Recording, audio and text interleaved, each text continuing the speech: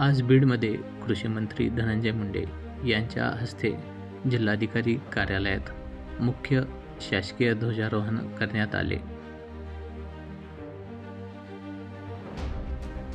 यावेळी विविध क्षेत्रात उल्लेखनीय कामगिरी केलेल्या गुणवंतांचा सत्कार कृषी मंत्री धनंजय मुंडे यांच्या हस्ते करण्यात आला। या प्रसंगी जिल्हाधिकारी अविनाशजी पाठक, पोलीस अधीक्षक अविनाश बारगळ, जिल्हा परिषद मुख्याधिकारी संगीता देवी पाटील यांची उपस्थिती होती। यावेळी कृषी मंत्री धनंजय मुंडे यांनी प्रसार माध्यमांशी संवाद साधला। काय म्हणाले कृषी मंत्री पाहू। महाराष्ट्रातल्या 12.5 कोटी तसेच देशातल्या 140 कोटी जनतेला मी 15 ऑगस्टच्या भारत स्वतंत्र दिनाच्या मनपूर्वक शुभेच्छा देतो।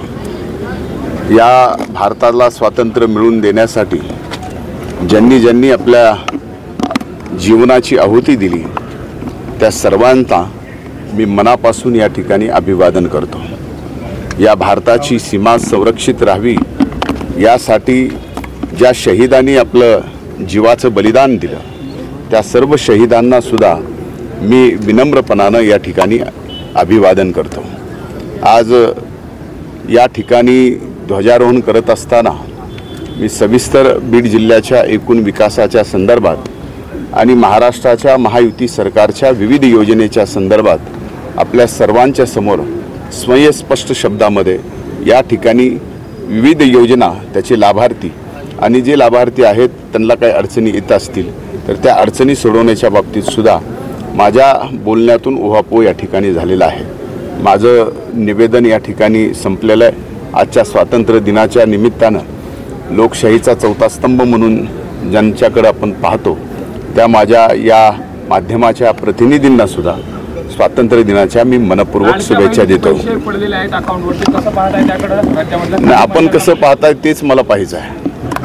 काय प्रतिक्रिया असेल? नाही, आपली प्रतिक्रिया यापूर्वी माध्यमांची अशी होती की पडतेल का नाही पडतेल, फसवी का फसवी, काय कसं। तर आता या ठिकाणी आपलं समाधान झालं आहे की आज कुठंतरी एक आपण चेक करतो तर त्या चेक करण्यामध्ये लाडक्या बहीण योजनेमध्ये पैसे या ठिकाणी जमा होत आहेत आणि रक्षाबंधनाच्या पूर्वी 2 महिन्याचे म्हणजेच 1500 + 1500 असे 3000 मुख्यमंत्री लाडकी बहीण योजनेमध्ये या महाराष्ट्रातील 2 कोटी भगिनींना या योजनेचा फायदा प्रत्यक्ष होणार आहे।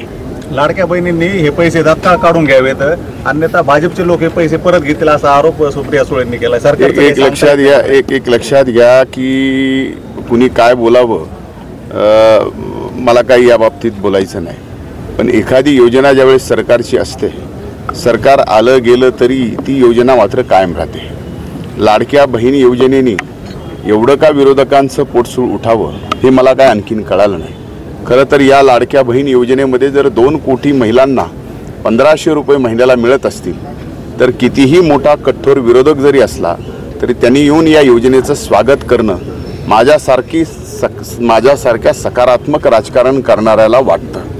मीही 5 वर्षे राज्याचा विरोधी पक्ष नेता होतो, पण एखाद्या सरकारने चांगली योजना आणली तर त्या चांगल्या योजनेचे अभिनंदन आणि आभारसुद्धा सरकारचे आम्ही मानलेले आहेत, टीका करण्याच्या ऐवजी। त्यामुळं माझा विरोधकांना सुद्धा एवढीच विनंती आहे की आपल्या या छोट्याशा संभ्रम निर्माण करणाऱ्या वक्तव्यामुळे असंख्य महिला ह्या तुमच्या वक्तव्यामुळं या ठिकाणी या लाभापासून वंचित राहतील। आपलं सुद्धा कर्तव्य आहे या महाराष्ट्राचे सुजाण नागरिक या नात्यानं आणि लोकप्रतिनिधी या नात्यानं की आपणही या लाडक्या बहीण योजनेमध्ये आपलंही योगदान द्यावं आणि आपल्या माध्यमातून सुद्धा लाडक्या बहीण योजनांचे मध्ये लाभार्थ्यांची संख्या वाढवावी।